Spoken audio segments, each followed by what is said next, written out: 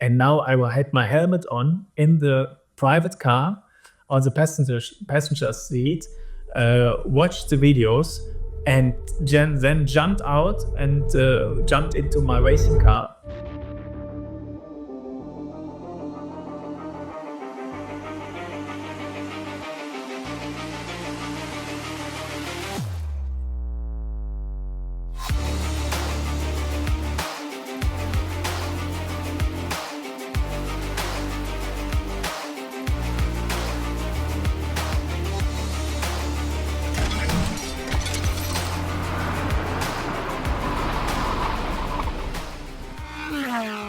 Hey guys, so my name is Luca Ludwig. I'm 35 years old and I started with motorsport when I was 19 years old. My father was a very famous racing driver who won Le Mans and DTM and was world champion. And so it was clear for me already as a child that I will step into his big footsteps. And yeah, we started then after my school with 90.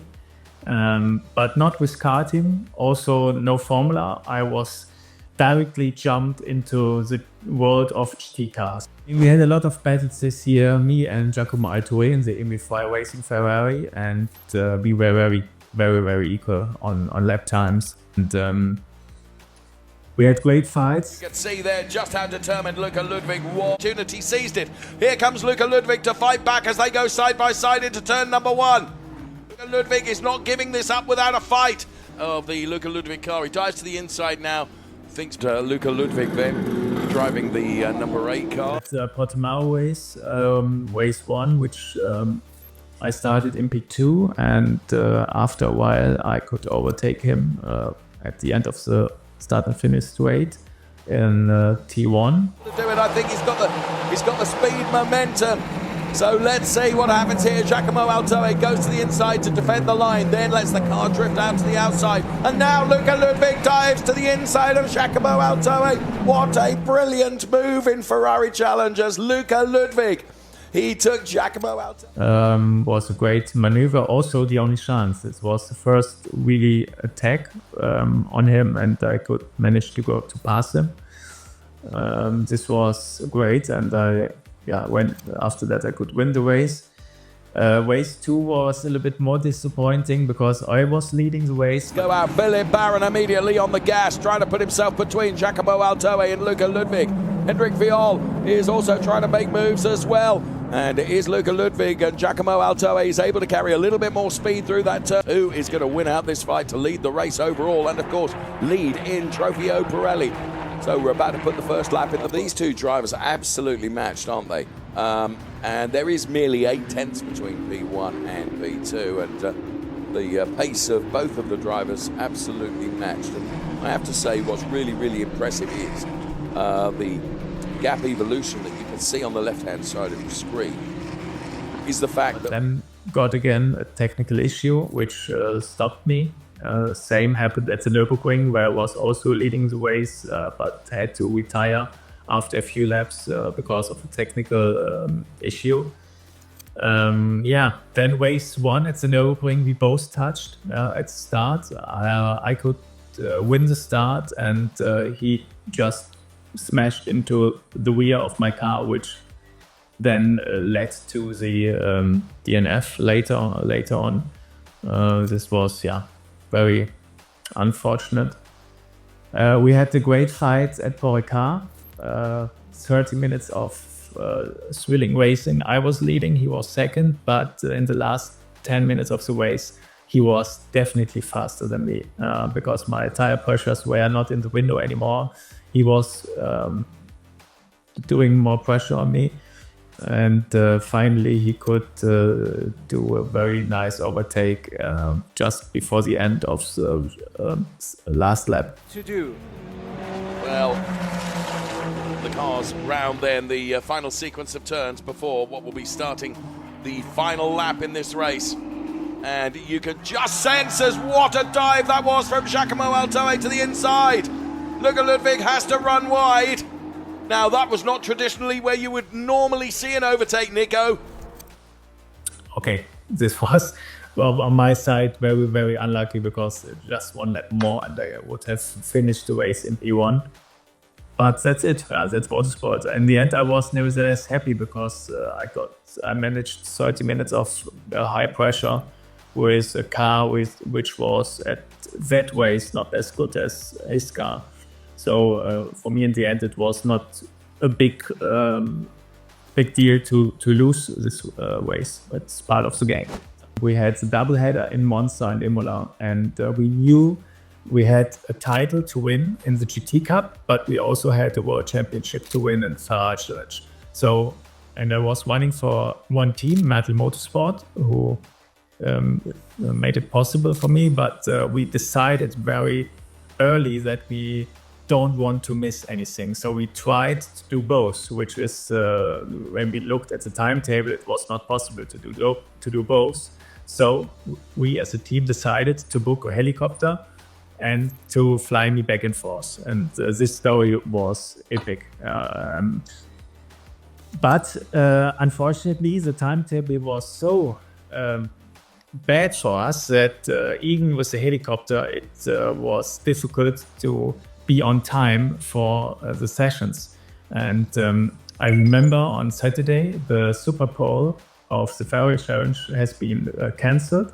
And this was our chance actually to go by car to Monza, which what we actually didn't plan, because there was a race one, which we didn't want to race. This was a high-risk strategy. We only we aimed to win the race 2 of the GT Cup, not race 1. So we decided to do race 1 as well.